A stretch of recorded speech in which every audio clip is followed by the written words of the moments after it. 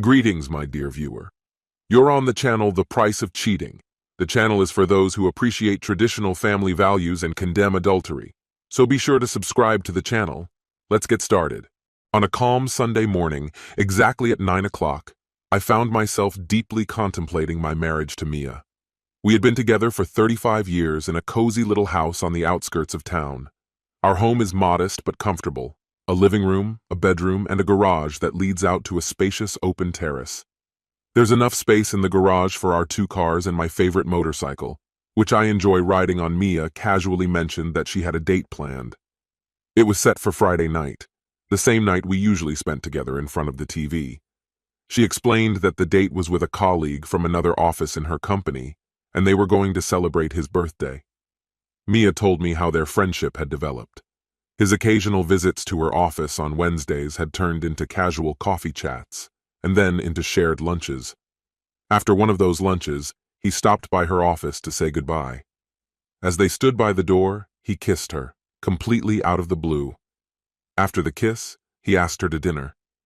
"And you just agreed?" I asked, unable to hide my surprise.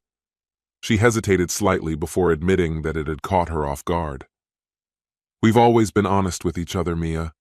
Just tell me the truth," I urged. After a pause, she confessed that she might have hinted at the kiss. "It was just a kiss," she quickly added. "And did you kiss him back?" I asked more softly now. Her answer was gentle. "Yes." Over the next few evenings, we discussed the upcoming date. Mia remained calm, but her resolve troubled me.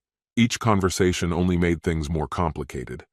It turned out that it wasn't really a birthday celebration, and no one else had been invited. I was growing increasingly irritated, and finally asked her directly, "Are you planning to sleep with him?" She didn't answer immediately, and her silence spoke louder than any words. "Why would you even think that?" she finally asked. The tension between us was palpable. "Your cheeks are flushed, and you look excited. That kiss, it thrilled you. You've mentioned how attractive he is. Twice," I accused. She sighed and acknowledged, "Yes, he's handsome. And yes, I'm excited. It's the first time I've thought about going on a date with someone else since we met. But my blush is because I came home early to bake him a birthday cake. It's in the oven right now." "A cake? When was the last time you baked a cake for me?" I retorted. Rolling her eyes, she replied, "Don't be so dramatic. I take you to your favorite restaurant every year on your birthday. Richard is divorced, lonely, and wasn't even planning to celebrate. I just felt sorry for him." I couldn't shake the unsettling feeling. "Do you even know why he got divorced?" I asked. She shrugged. "We've never talked about it, but he's a good person, and I didn't want him to feel alone." The conversation was getting more and more tense. "Fine, I'll go with you," I offered, even though I already knew her answer. "No, Michael, it's a date," she said firmly. "Then just answer me.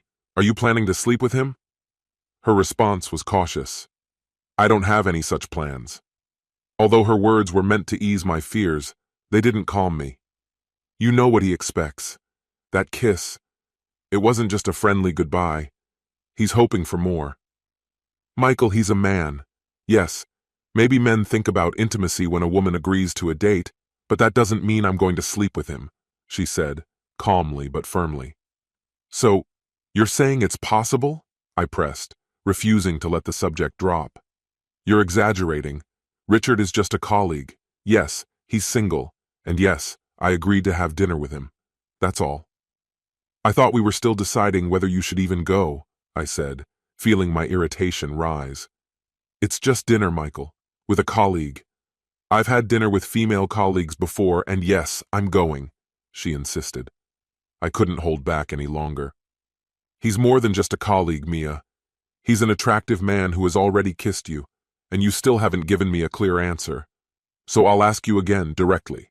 Are you going to sleep with him? Are you seriously thinking about sleeping with him?" Michael's tone was light, but the question hung in the air. "I'm not planning to," Mia replied nonchalantly, shrugging. "But I can't say it's completely out of the question, right? It all depends on how things unfold." "And what would that scenario look like?" Michael persisted, now with a hint of irritation in his voice. "Like, he offers you a ride home in exchange for something in his car in the parking lot? Or will you change your mind if his ex-wife shows up to dinner with their 5 kids? Changing the subject abruptly, Michael asked, "How are you even planning to get to this dinner?" "I called a cab. It'll be here at 7 p.m., Mia answered calmly. "Of course, so that means you'll be free to have a couple of glasses of wine, right?" His words dripped with sarcasm. "Don't be ridiculous," Mia sighed, clearly tired of the conversation. "Yes, I can have some wine, but I wouldn't drive even if I didn't drink. Why would I need the car?" At that moment, the oven timer rang, interrupting the moment. "The cake's ready," Mia announced, heading toward the kitchen. "Great," Michael muttered. "Maybe I'll have a slice." "Michael, sometimes you're just unbearable," Mia shot back. "And leave the cake alone. It's just a sponge cake. I know you don't even like that." "Calling me unbearable? Low blow, but fair," he admitted. "All right, I won't touch the cake." Mia carefully transferred the cake to a cooling rack. "Tomorrow, I'll cover it with fresh cream before taking it to the restaurant," she muttered, mostly to herself. The cake box was already prepped for the final delivery. "And don't touch the box either," she warned, glancing over her shoulder. "I know what you're capable of." "I won't touch anything," Michael responded with a lazy eye roll. As he returned to the living room, Michael asked, "Where is this dinner going to be?" "At the Hilton," Mia answered. "Of course, should have guessed," Michael smirked. "I bet he booked a room there too. Women these days are so easily satisfied, aren't they? He pays for dinner and wine, and you provide the bed," he continued, his irritation becoming more evident. "I heard the breakfast there isn't bad either." "Enough, Michael, I've had it," Mia snapped. "Your jealousy is exhausting, and it doesn't suit you. Richard didn't book a room, all right? It's just dinner. But if you keep this up, I might end up in bed with him just to spite you. So here's the deal. Stop being jealous, and I'll be home by midnight." Michael stared at her for a moment before responding. "I'll be honest, Mia. I don't like any of this." "Too bad," Mia retorted. "But since it bothers you so much, let me propose another deal." "I'm listening." Michael crossed his arms. "From now until the taxi arrives tomorrow, you don't mention it again. No arguments, no sarcastic comments. I'll be home by midnight, and on Saturday morning at 9, we'll sit down and talk. You'll have time to think it over, and you can decide what to do next. Whatever decision you make, I'll respect it." 9 a.m.? Michael asked skeptically. "Yes. That'll give you time to calm down and realize how insignificant this dinner is to our relationship. Whatever you decide at 9 a.m. on Saturday, I'll go along with it. If you tell me to stop seeing Richard, I will." Michael considered the proposal. "All right, let's make it simple. I'll have dinner early tomorrow and be gone before your big night." His words were dripping with sarcasm again, and Mia wrinkled her nose in response. "How generous," she replied dryly. "But I have 2 conditions," Michael quickly added. "First, I'll sleep in the guest room tonight and tomorrow. I don't want to talk to you until Saturday. Second, if you sleep with him, our marriage is on the line." "Agreed," Mia answered calmly. On Friday, as usual, Mia returned home before Michael. When I arrived, Mia was finishing decorating the cake. Luxurious chocolate letters formed the words, "Happy Birthday, Richard." But what truly caught my attention were the delicate pink hearts, carefully placed along the sides. Mia gave me a brief greeting, but I remained silent, standing firmly in the doorway. She shrugged as if trying to shake off the tension, and I headed to the guest room to change. Making sure she was occupied, I slipped into our bedroom. In the bathroom, I immediately noticed something was missing. The expensive bath oil I had recently bought for her was gone from the cabinet. Clearly, she was planning a relaxing bath, likely with my gift. On the bed, her evening outfit was already laid out. She had chosen an elegant black dress, classic and timeless. Next to the dress were black stockings with lace ties and black panties I hadn't seen before.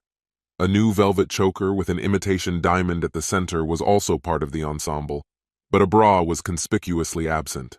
Under the bed were the highest heels I had ever seen. The curtains leading to the terrace were already drawn.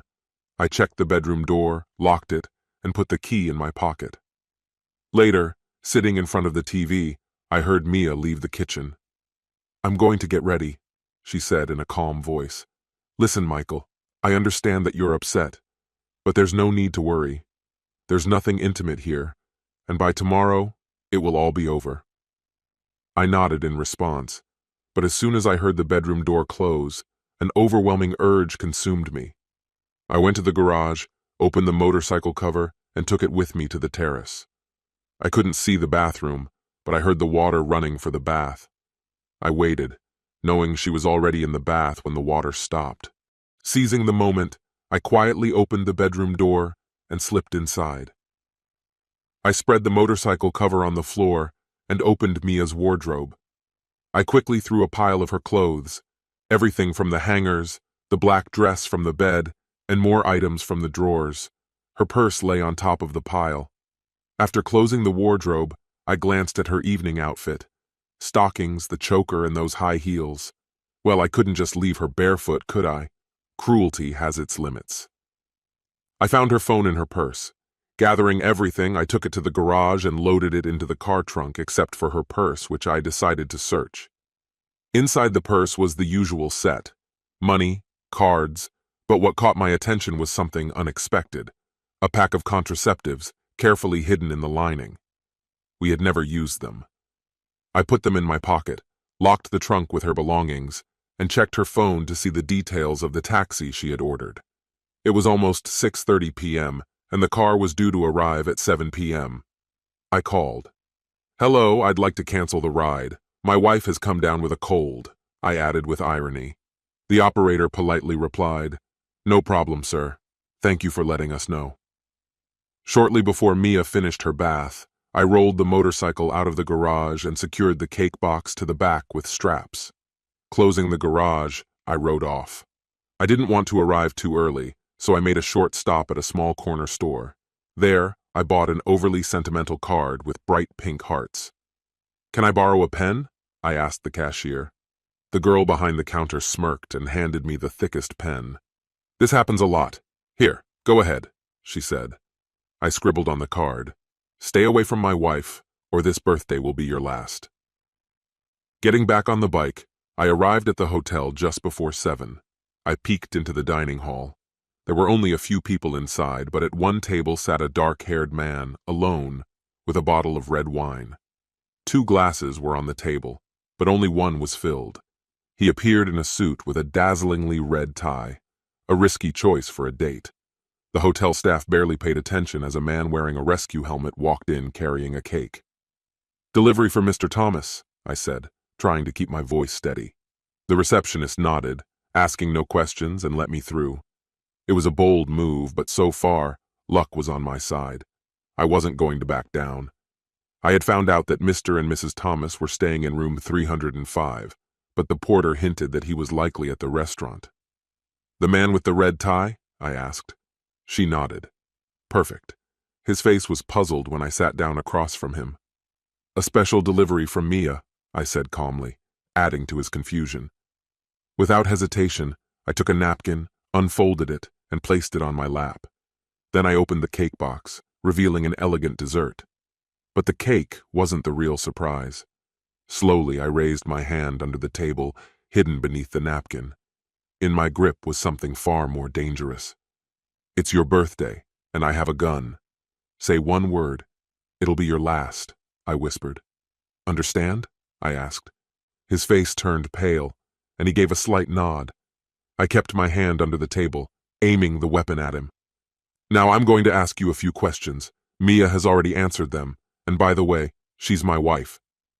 If you lie, the next thing you'll see is your blood splattered all over the restaurant. Got it?" His face turned even paler. He nodded vigorously again. "How many times have you slept with her?" I asked sharply. "Never," he blurted out, trembling. "I swear, not once." His voice shook with fear. "You booked this room, so it's clear that tonight you intended to," I said dryly. "I wanted to, but it wasn't guaranteed," he mumbled. "Now the most important question." I leaned in closer. "Did Mia know you booked the room?" His throat tightened as he nervously swallowed. "Yes," he admitted. I quickly looked around. No one had noticed us. "You know how a man feels when his woman betrays him? So, you've got 2 choices. I paused to let him grasp the gravity of my words. Either I pull the trigger, and don't think I won't, because Mia is the love of my life, and she betrayed me, or I leaned in even closer, lowering my voice. Or you shove your face into this cake right now. The choice is yours. His response was immediate. He buried his face into the cake, cream smeared over his ears, completely ruining that ridiculous red tie. As he sat there, his face covered in cake, I quietly withdrew my hand from under the napkin. There wasn't a gun at all, just a bag filled with cream. I squeezed it, and the contents spilled onto his lap. "Well, Richard," I said with fake cheer, "you got your cream pie exactly where you wanted it." I crumpled the napkin and placed it next to the card I had left on the table. With his face still buried in the cake, I stood up. A few guests glanced over as I calmly drained his glass and poured the remaining wine over his head. No one said a word. When I got home, Mia was lying on the couch in a robe and slippers, her hair still wet from the shower.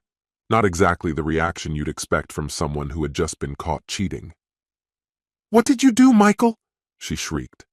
I put a finger to my lips and whispered, "Saturday at 9. Without another word, I went to bed. The next morning, I woke her up at 7 by throwing her clothes on the bed. "How did you get in here? I locked the door," she exclaimed in confusion. I waved the spare key in front of her, the one I'd used to enter through the terrace door. Then, without another word, I got on my motorcycle and rode to the next town for breakfast, leaving her to process what had happened. At exactly 9 o'clock, I returned home as planned. We sat at the dinner table, facing each other in tense silence. Mia's face twisted in displeasure as I placed a large, sharp cake knife between us on the table. She was dressed in a simple tracksuit. "You'd look better in a dress, Mia," I remarked. "These clothes are so drab. Maybe you should try something different. Stockings, maybe a choker." She didn't respond to my suggestion. Instead, she asked, "What else did you do last night besides taking my clothes?" "I stopped by the hotel," I replied calmly. "Told Richard you wouldn't be coming. But don't worry, I gave him the cake you made. He really liked it. Couldn't get enough, actually. Oh, by the way, here's your bag and phone. Oh, and I deleted his number. You won't be getting it back until Wednesday." "I might get it back," she muttered. "Let's not forget about last week," I continued. "You kept telling me over and over that your evening was just a dinner. You insisted nothing more was planned, swore there was no hotel reservation. But here we are, and just to remind you, you agreed to accept whatever I decide at exactly 10 o'clock. Mia nodded, without saying a word. "I checked the hotel," I said.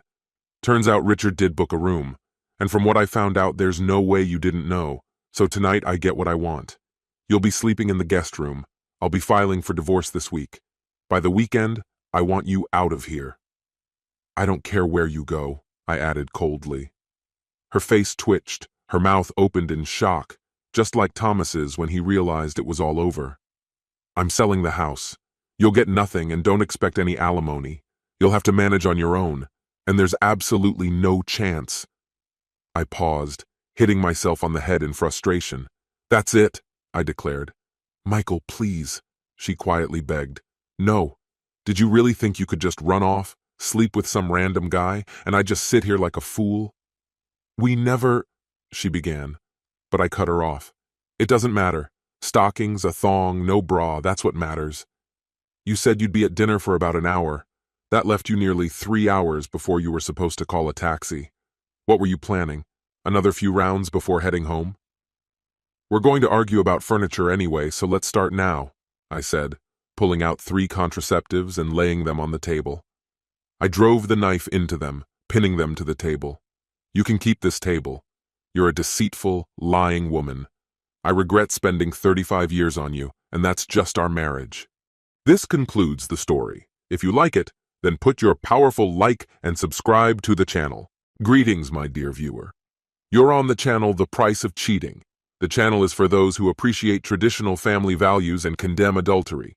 So be sure to subscribe to the channel. Let's get started. Most stories typically start at the beginning, but this one will be more vivid if we skip straight to the conclusion. So here I am, sitting in a cafe with waffles at 2 p.m.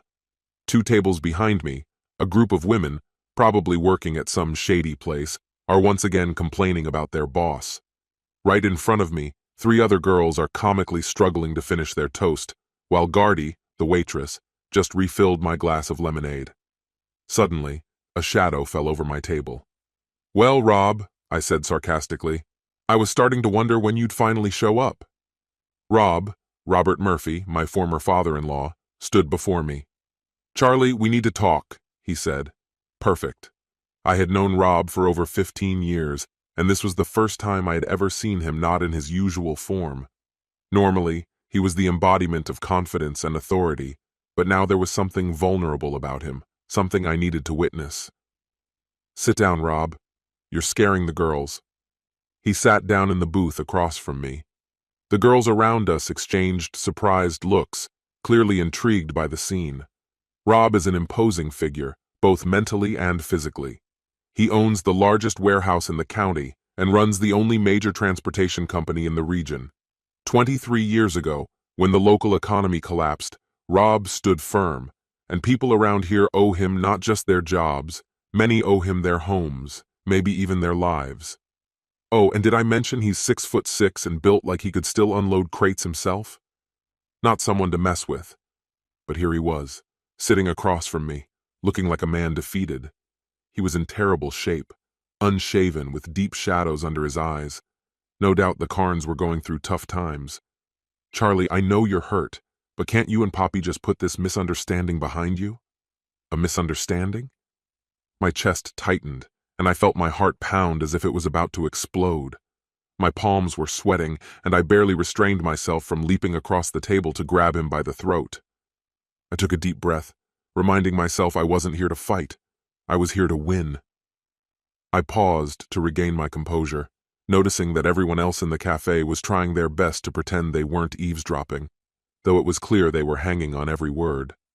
Well, let them enjoy the show. "Okay, Rob," I said, keeping my voice calm but not lowering it. "Which part of this incident do you want me to forget?" "It was just that one time," he replied. "Wrong, Rob. It went on for years, and you know it." "She never did anything like that before. She never cheated," he insisted. "Really, Rob?" I smirked. "She's been playing me all along.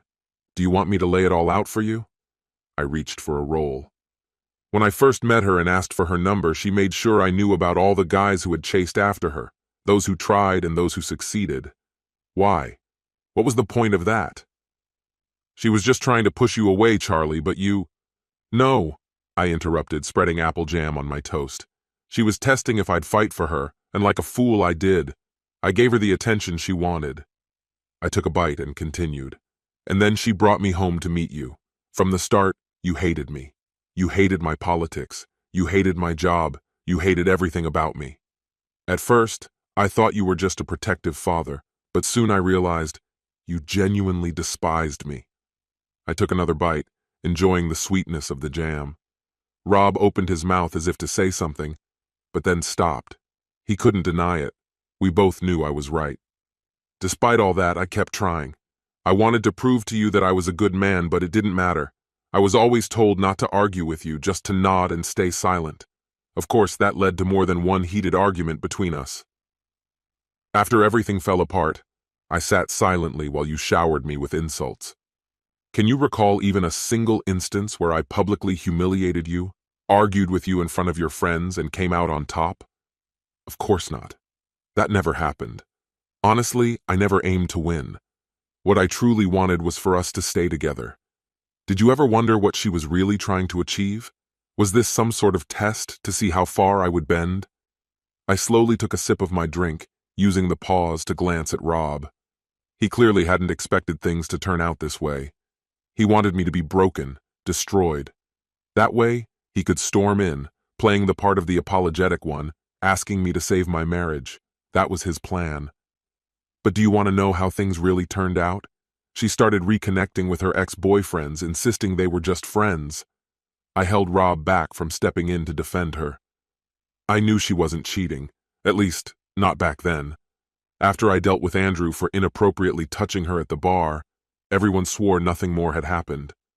What was that incident even about? It was just another one of her manipulations. She wanted to see if it would make me jealous, to test how I would react to her hanging out with men from her past. Well, after that, we broke up. And honestly, the following 3 months were some of the best in my life. Let me be straight with you. I finished my cookie and brushed the crumbs off my hands. Rob was silent, perhaps finally realizing that she wasn't as innocent as he once thought. Or maybe he had known the truth all along, and that's why I acted the way I did. Either way, it shut him up. But here's what's interesting. I was stupid enough to let her convince me to take her back. That was when she stopped coming home late. She claimed she was doing it for me, to spend more time together, and for a while it seemed like things were really getting better. And then I made the mistake of proposing to her. I can't even tell you why I did it. I won the ring in some random jewelry contest. It didn't mean much to me, but I proposed anyway. And that's when things started to get weird. Out of nowhere, beautiful women started showing up around me, at work, at the gym, even while I was grocery shopping. They weren't just attractive. They were openly flirting with me, inviting me to lunch, and making no effort to hide their interest. Even Olivia got involved. One day, she cornered me in the supply closet and started unbuttoning her dress. She told me that underneath, she was completely naked. Every cell in my body screamed at me to look, but I resisted. I told everyone I was engaged, but it didn't stop them. Then came the wedding preparations, and I saw those same women again. They were her friends, her family, people she knew from school. Olivia even apologized, saying they were just testing me to make sure I wouldn't cheat on sweet, innocent Poppy. I guess I passed their little test, didn't I? But then, on the day of the wedding, came the final twist, the prenup. If I ever cheated on Poppy, I would leave with nothing. Funny, there wasn't a word about what would happen if she cheated. So I asked you, Rob, what happens if she cheats? Would I be able to leave? Would I be free? That was a red flag, and you knew it. Even your lawyer spelled it out for me. If she cheats, I get $50,000, my clothes, my car, and the small house my grandparents left me. I leaned in closer to Rob. But I signed it, Rob. You remember, don't you?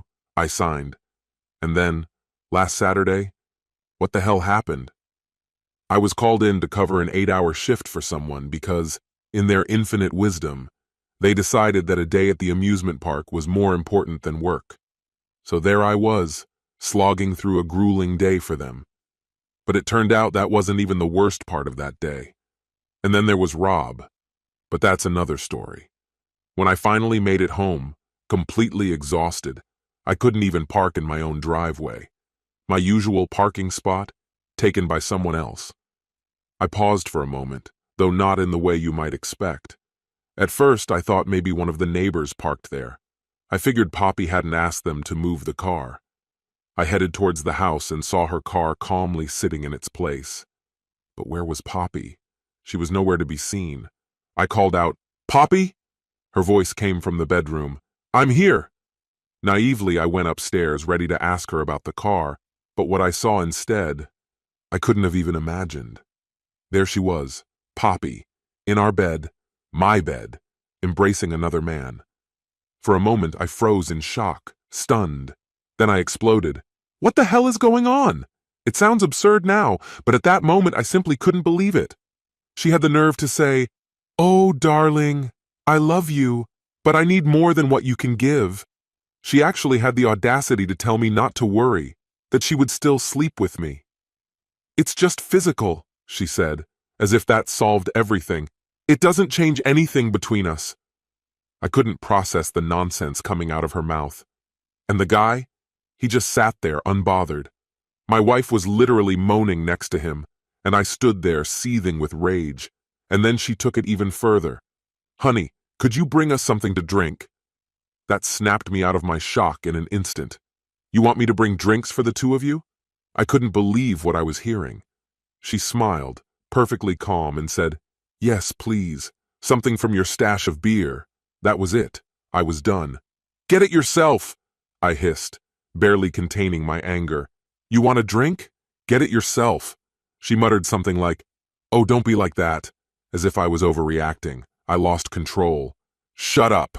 This is what you wanted? Fine, enjoy it. But don't forget what we agreed to before the wedding. No cheating." The guy next to her started looking uncomfortable, probably realizing he'd gotten himself into trouble. "Hey, man," he said, trying to lighten the mood. "It's not that bad. You're still getting plenty. 4 or 5 nights a week, no problem. You've got this great house and everything. Just roll with it." That was the limit. I stepped closer, leaned in, and hissed, "Say that again, and you'll be eating through a straw for the rest of your life." He recoiled so quickly it made me laugh. "I'm leaving you the house," I spat. "I'm out of here." And I turned and walked out of the room. Of course, as I was leaving, I ran into Matthew, her son from her first marriage, their whole sick, dysfunctional family. He was standing there like he was going to step in and smooth things over. "Charlie, wait," he said, trying to sound reasonable. "This isn't like you." "Go to hell," I snapped, fed up. "What are you even doing here?" I didn't wait for an answer. "Forget it. I'm leaving. Get out of my way." I tried to walk past, but that idiot grabbed my arm. And if there's one thing I can't stand, it's Matthew. So when he grabbed me, I did what anyone in my position would do. I hit him. One precise blow to the neck. If you've ever been hit there, you know that's the end of it. He went down, gasping, and I didn't feel the slightest bit guilty. I headed straight to the bedroom, grabbed my hiking backpack, stuffed my things into it, and made for the door. As I was leaving, I heard someone's voice behind me. "Matthew's feeling better, Charlie." But I was already too far gone. I hope this translation meets your expectations and accurately conveys the emotions and events from the original text. The doctors say his recovery is going well, and that should bring some relief. But does it really matter anymore? I absent-mindedly pushed my toast around the plate, lost in my thoughts. What was I even talking about just now? Oh yes, Poppy had stormed out of the house just as I was about to leave. She was still in her robe, waving her arms and screaming like a madwoman. At least she managed to make the bed. But now where would I stay? Well, that wasn't a problem. I still had my old apartment. I had just finished the renovations. I hadn't found a tenant yet, so the apartment was empty. Perfect. On Sunday, I went back to grab my things. The neighborhood was strangely quiet. Maybe everyone was at church, or maybe it was just a coincidence. I didn't know. I gathered up my clothes and a few essentials, then swung by the furniture store to buy a bed. Sleeping on the hardwood floor wasn't an option. As I was drinking water, faint laughter still echoed in my head. And guess who was waiting for me when I returned? Yep, your precious little daughter. The bed could wait in the truck. It was all I had at the time. I parked, walked up to the door, and then I heard her. "Charlie, Charlie." She was yelling, racing toward me from her car like her life depended on it. "Wait, please, we need to talk. I can explain everything," she shouted. At that moment, I walked inside. She banged on the door, rang the bell, tried everything she could think of. But there was nothing left for me to hear. She had brought another man into my bed. End of story. So what did I do? Did I open the door and yell at her? No. Call the police? Not even close. Sneak out through the back door? No way. Instead, I put on my headphones, grabbed a magazine, and shut everything out. Eventually, the police arrived and told her she had to leave. They knocked a few times before I opened the door. Once I saw the flashing lights, I had no other choice. There was no drama on my part. The house was in my name, and I had every right to be there. So they took her away. If it had been someone else, they might have ended up in a holding cell. But since it's your little girl, she got off easy. Rob shifted nervously as Hardy placed a cup of coffee in front of him. It felt strange for him to be in this position. He was usually the one in control, making decisions. But now the tables had turned, and I was the one steering the ship. On Monday, I went to the bank and withdrew $50,000. I also canceled all the joint credit cards, though I hardly used them. After that, I tidied up the house and headed to an interview with a well-known company. They had been trying to recruit me for a while, but I always declined because Poppy thought it was too risky. But when I approached them myself, they made me a good offer, and I accepted. Later, I went to work and headed straight to my boss's office. "Eric, I need to tell you something. I'm quitting, I said. He looked at me with genuine surprise. Why? I thought you were happy here. I hate it, I admitted. You're a good boss, but I didn't go to university just to end up a clerk.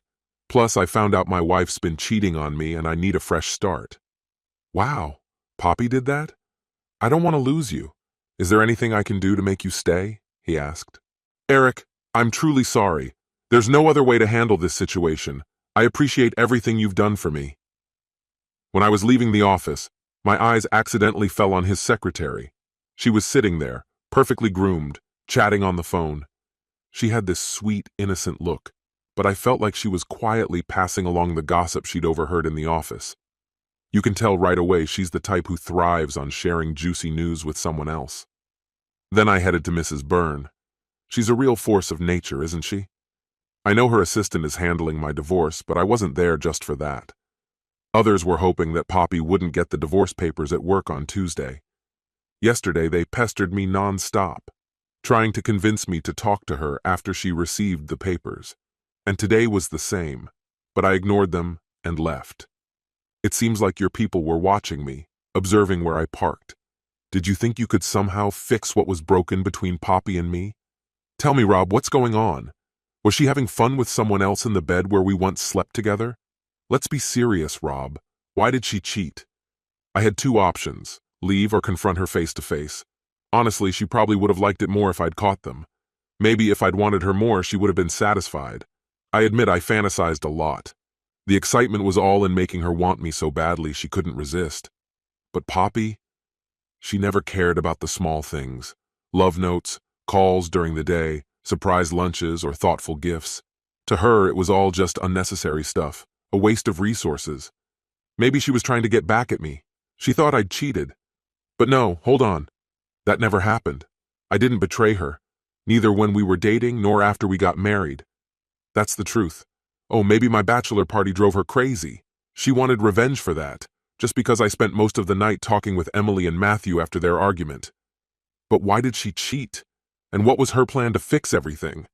I tried everything, emotionally, physically. I gave her everything I could. Was it just another test? Maybe it was her way of finding out if I truly loved her, or if I only wanted her money. The same money you're investing in her edible flowers business. Maybe she wanted me to catch them, lose control, attack the guy, or run away. That would explain Matthew's presence. He was probably there to make sure I didn't do something I'd regret later. Or maybe he was there to ensure I wouldn't leave, so Poppy could take comfort in knowing I still loved her. If I'd been with her for the money, I wouldn't have cared that she cheated. But that's not me, Rob. I didn't play that game. I put up with your family for 15 years, went through every challenge you threw at me. And what did I get in return? Trust, affection, respect? Nothing. Every day when I came home, there were new difficulties waiting for me. In the end, you started to understand, Rob. You saw the cracks in our marriage, too. Couldn't you see if there was anything that could be done to save it? You practically begged me. I know Poppy loves you. But Rob, does she really? I'm completely drained, friend. I've got nothing left. At that moment, the door of the Waffle Cafe swung open. Rob, I don't know how you raised her this way, but I can't keep going. She'll never change. She needs someone who constantly reassures her that she's needed. And I don't have the strength for that anymore. She's pushed me to my limit. Once, I loved her, Rob, but she killed that love. I hope you're all satisfied. I stood up, and Rob didn't move. As I grabbed my jacket, I saw Poppy at the counter. She must have overheard my last words. She must have just come in. Our eyes met, and I saw the tears welling up in her eyes, her lips trembling, but I felt nothing. I pulled 2 bills from my pocket, placed them on the table, and walked away from that terrible family. This concludes the story. If you like it, then put your powerful like and subscribe to the channel. Greetings, my dear viewer. You're on the channel The Price of Cheating. The channel is for those who appreciate traditional family values and condemn adultery. So be sure to subscribe to the channel. Let's get started. It has been 7 years since our youngest child left for college, marking the end of our parenting journey. For so long, our lives revolved around raising 3 wonderful children. Now that they've all grown up and become independent, I thought this would be the start of a new chapter for us. I hoped that we would finally have time to focus on ourselves, but it seemed that the only thing truly holding us together was raising our children.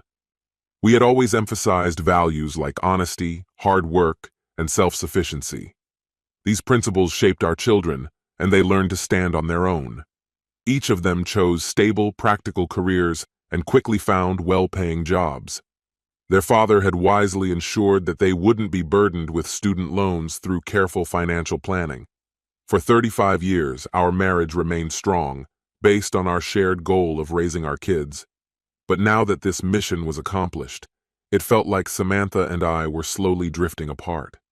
Over the past 2 decades, she had become deeply involved in her job, a role in which she not only excelled, but also loved. I never fully understood the nuances of her work, and didn't take much interest in it. She was comfortable at work, and that was enough for me. Our mortgage was fully paid off, and we had enough savings to comfortably support the 2 kids who were still in college. Around 25 years ago, I started a land surveying business with 2 childhood friends, Oliver and Jack Brown. The idea was mine, and they eagerly joined to help make it a reality. However, a few weeks ago, something happened that threw me off course. I usually got home from work before Samantha and spent a few minutes sorting through the mail. One particular day, a letter from the Department of Health caught my attention. It was addressed to Samantha Murphy. Curious, I set aside the rest of the mail on the dresser, but kept this letter with me as I went to the kitchen to start dinner. Samantha usually arrived home an hour after me, giving me plenty of time to prepare everything. That evening, I was making lasagna. When she walked in, she warmly greeted me with, "I'm home, Charlie," and seemed genuinely excited about dinner. She mentioned that she couldn't wait to have lasagna with a glass of red wine. She kicked off her shoes, walked into the kitchen, kissed me on the cheek, and sat down. The letter I had placed on the table was right in front of her. Picking it up, she frowned and asked, "What's this?" She held up the envelope as I placed the lasagna dish in front of her. "I was hoping you could tell me," I replied, taking my seat and pouring 2 glasses of inexpensive red wine, our usual choice for no special occasion. "It came in the mail today." Though I was ready to start eating, Samantha opened the letter first. As she read it, her face darkened, and she muttered a curse, something she rarely did. "Is something wrong?" I asked cautiously, sensing the tension in the air. "Someone used my name to get tested for an STD," she said angrily. "I've been ordered to take a test by the end of the week." I blinked, stunned by what she had just said. "Do you have any idea who might have done this?" I asked, genuinely puzzled. "Don't be ridiculous, Charlie." "Of course I don't," she snapped, clearly irritated. Trying to defuse the situation, I asked, "Well, if you had to guess, who would be the most likely culprit?" Her anger flared. "This is no joke, Charlie. I have no idea how to figure out who did this. There's no name, just a demand to take the test. It's absolutely absurd." Sensing her anxiety, I suggested, "Let me take a look at the letter. Maybe there's some kind of reference number or clue we can use to trace this." She handed me the letter, but her worry was evident. "I hate this situation. I don't like that this is happening, and I'm not thrilled about you getting involved in investigating it. It just feels wrong. But if you think it'll help, go ahead." "I'll look into it tonight," I reassured her. "I doubt I'll get very far, but at least I'll try. You can handle it tomorrow if needed." Still uneasy, she wasn't entirely convinced. Half jokingly, I said, "Why didn't I get a letter too?" Samantha didn't appreciate the joke. "You're being a smartass, and I'm not in the mood." She pushed her plate away, having lost her appetite. I realized I needed help. Grabbing my phone, I decided to call Jack. His wife worked at a hospital, and I thought she might be able to provide some insight. "Jack, it's Charlie. I need a favor," I said when he picked up. "Sure, what's going on?" he replied. "Today, Samantha got a letter from the Department of Health. It was about an STD. I have a case number from the report. Is there any way for Sarah to track who submitted it? I know it's supposed to remain confidential, but something's not right here. If Sarah doesn't have access to that information, maybe one of her friends does. Send me everything you've got, and I'll take care of the next steps." It might take a day or 2 to get something substantial. It was easiest to send him the report via email. Fridays were usually reserved for our Chinese takeout night. I had everything ready. setting the table and brewing tea while Samantha went to pick up the food on her way home. She came in smiling and handed me a medical certificate from the clinic. "Do you know a guy named Kyle Tremblay?" I asked, watching her reaction closely. The question clearly unsettled her. "Yeah, of course. He's the guy I fired 5 years ago for harassment. You remember? I told you all about it back then. I thought he'd left town for good," she said in an even voice, though I sensed something underneath. "Well, he's back. He's living nearby now. Have you seen him recently?" Annoyance flared in her eyes. "Enough, Charlie. No, I haven't seen him, and I haven't had any contact with him since. I've always been honest with you." "Right, now I remember," I replied, pretending to recall. "He kept pursuing you, so you filed a report and he got fired. He wasn't happy about it, was he?" "No, he wasn't," she admitted. "He threatened me when they escorted him out, swore he'd get revenge, but years have passed and I thought it was all behind us. I promise, Charlie, there was nothing between us." She sounded sincere, but still, something felt off. It was obvious the situation was weighing on Samantha. She wasn't herself. She'd become more distant, less vibrant. Something had changed. With that nagging feeling, I decided to head to Kyle's apartment, determined to stay calm and keep my emotions in check. I needed clarity, and I was going to get it. When I finally saw him, he looked slimmer than I remembered, even smaller. There was something about him that seemed even more unpleasant than before. "My name's Charlie Murphy. You know who I am?" I asked, fixing my gaze on him. He straightened slightly and met my eyes. "Yeah, I know who you are," he said, a little more relaxed than I expected. "I think I know why you're here. Want to come inside?"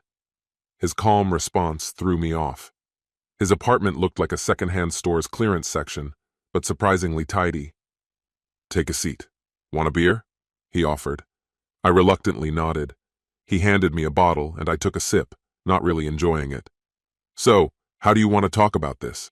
I think you know most of the story, but I'm curious.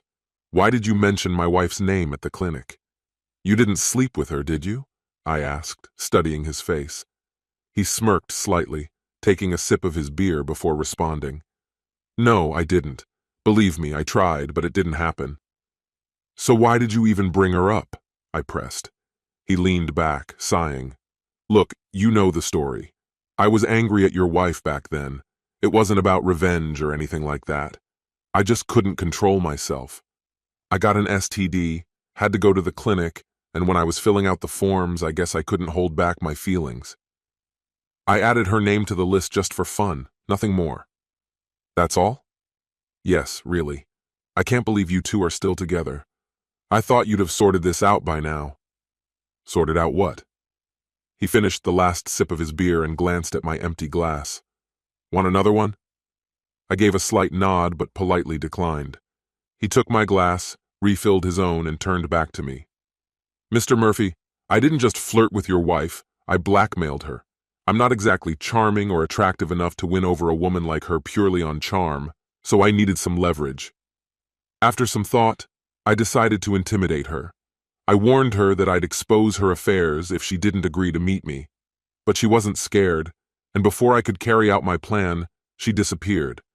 I ended up in the hospital, and after I got out, I headed to Texas." "Wait, what?" I interrupted, completely bewildered. "Hold on, I'm totally lost. What were you expecting me to understand?" I blinked in surprise. "Wait, you didn't know your wife was cheating on you?" His confusion mirrored mine, but before I could respond, he added, "Yeah, I think I'll take that second beer after all." I spent another 2 hours with Kyle, and eventually, the whole story came out. My wife had been involved with 2 other men, Michael Lee and Alexander Smith, both mid-level employees at her company. They'd meet in a hotel room. As far as Kyle knew, the 3 of them never met all at once. He didn't know if these affairs were still going on. Kyle, on the other hand, had been attacked by 2 men after being laid off. They beat him so badly that he couldn't move for a while. He spent 2 days in the hospital, and after being discharged, he packed up and moved away. By that time, I owned half the business, and Oliver and Jack controlled the other 50%. I eventually sold them my share for a symbolic dollar. In return, they agreed to pay me $5,000 a month as a consultant. All I had to do was create a cover for a blind manufacturing facility. It worked out well for them, and for me too. Meanwhile, Michael Lee and Alexander Smith continued working at the company. As my divorce proceeded, I also filed a lawsuit against the company. I left Samantha a signed document finalizing everything, emptied our accounts, cleared out the safe, and transferred everything to her name. 3 days later, I hit the road. Within a week, I bought an old trailer in a run-down mobile home park. Soon after, I bought a new car, got a fresh driver's license, and a new phone number. By the end of the month, I had a stable job. I even opened a new bank account. Life became pretty simple. No, I didn't buy a toaster. The checks from Oliver and Jack were deposited directly into my new account. I waited 2 months before reaching out to my lawyer. "Wilson, it's Charlie Murphy." "Charlie, good to hear from you," Wilson said. "You left behind quite the complicated situation, but things are settling down. How are you?" "Couldn't be better," I replied. "I've moved. I've got a trailer with air conditioning, a fridge full of beer, and a lot of books. Life is good." That last part even made me smile. "Well, looks like you've got it all figured out," Wilson said with a laugh of his own. "Let me tell you what happened. The beginning wasn't easy. As expected, Samantha hired a lawyer. She was ready to dispute everything, but since you sold her the house for $400,000 and only took $40,000 in cash, her lawyer advised her to accept the terms and move on. That was exactly what I was hoping for."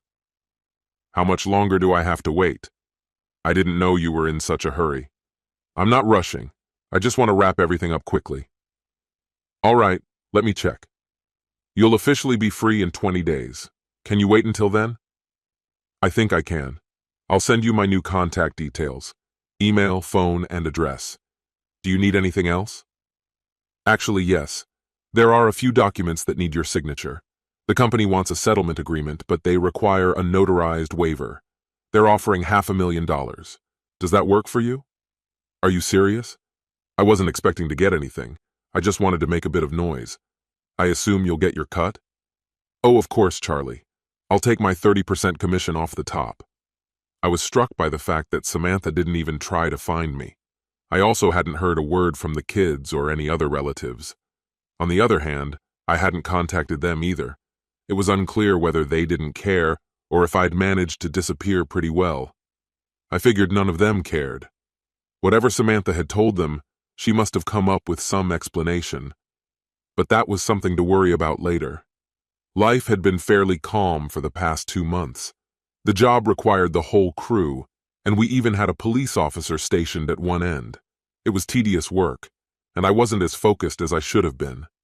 The cars were coming from the east when a silver car stopped right in front of me. I gestured for the driver to keep moving, but instead, the window rolled down. "You're easy to find, Charlie," a voice shouted. "You really should have considered changing your name." My first thought was, why the hell is Michael Lee looking for me? This definitely wasn't good. I backed away from the car as soon as his right hand appeared with a terrible black revolver. Instinctively, I threw my traffic flag into his window and bolted toward the castor bean field on the other side of the road. The revolver let out a deafening sound. I didn't know where the first shot went, but when he got out of the car, his aim improved significantly. The second shot hit me in the back, but there was no pain as I expected, more like a burning sensation. The third shot missed. He was now on foot, chasing me and shooting, but his coordination was off. By the time I reached the thick brush, I saw him trying to reload when I looked back. What should I do now? The next shot didn't come from him. It was quieter, sharper. Lee dropped his weapon and grabbed his leg, collapsing to the ground. Officer Isabella Garcia, our stationed cop, had stepped in just in time. She kicked his revolver away and stood over him, talking into the radio on her shoulder. I figured I was safe now, and slowly walked toward them. "You okay?" she asked, not taking her eyes off Lee. "I think so." "Not sure," I replied, still trying to process what had just happened. I stayed aside as she began reading him his rights. Lee wasn't listening to a word she said. It seemed her knee had hit him, and he was far more concerned with that. She kept speaking into her radio, and 5 minutes later, more police and an ambulance arrived. They had to make their way to where we were, but they got there fairly quickly. The paramedic looked at me and couldn't suppress a laugh. He pointed at Isabella, and soon we both got the details of the incident. Continuing to explain to Isabella and me, he added, "He's got about 6 pellets lodged in his hands and back." He quickly reassured us, saying there was no need to panic. All the pellets could be easily removed at the emergency room, and I would likely go home right after. It was just a minor outpatient procedure. "Can I just take him to the ER in my patrol car?" she asked, clearly impatient. "I really don't want us both crammed into the ambulance," she added. Soon, we found ourselves in her patrol car, properly introducing ourselves. It seemed she was running on an adrenaline rush after the incident, using our short trip as an opportunity to escape her duties. It felt like she was trying to avoid facing her superiors. "Are you okay? You look a bit tense," I noted, noticing her nervous glances in the rearview mirror. "I think I made a mistake," she admitted. "I shouldn't have shot that guy." "What other choice did you have? He was shooting at you," I pointed out. She sighed. "Maybe I could have resolved it without using force." "You've got to be kidding," I replied, but she just shrugged. A brief silence enveloped us, but it didn't last long. "By the way, that knee strike was really impressive," I said, trying to lighten the mood. She chuckled quietly. "Actually, it was a body strike, not a knee strike." "Oh," I said, and we both laughed as we neared the hospital. In the emergency room, the removal of 8 pellets from my back seemed to make the day for the medical staff. They traded jokes, each trying to outdo the other with humor. In the end, they even handed me a small trophy bag with the extracted pellets. Isabella stayed nearby, adding a couple of jokes herself. When the doctors finished their work, my boss came by to tell me I should take a week off to recover. At the same time, Isabella's boss called her, reprimanding her for leaving the scene of the incident. She was suspended until the investigation into the shooting was completed. "Hey, Murphy, what do you want to do this week?" Isabella asked with a playful smile. I smiled back at her. Noticing my concern, she offered to take me home. One thing led to another, and in the end, she stayed with me for 2 days. During that time, Michael Lee, a man I had met before, was furious with me. He had lost both his job and his wife, while Alexander Smith had disappeared without a trace. Details emerged when they interrogated Lee, but he never mentioned my wife. No one could explain how he found me. A year passed, and Isabella and I were living together in a cozy apartment. We hadn't gotten married, there was no pressure for that. We were content with what we had. Having gone through failed marriages, both Isabella and I were cautious when it came to serious relationships. She continued her work on patrol, and I remained a flag officer. We weren't looking for anything more. Our compatibility was evident, both in our relationship and in bed. What more could a man want? As Christmas approached, I realized it was time to reconnect with my children. So much time had passed, and they told me that after the divorce their mother had fallen into despair. One day she drank too much and drove home, but she never made it. A horrific car accident took her life. I didn't even have to take revenge on her. Fate had taken care of that for me. This concludes the story. If you like it, then put your powerful like and subscribe to the channel.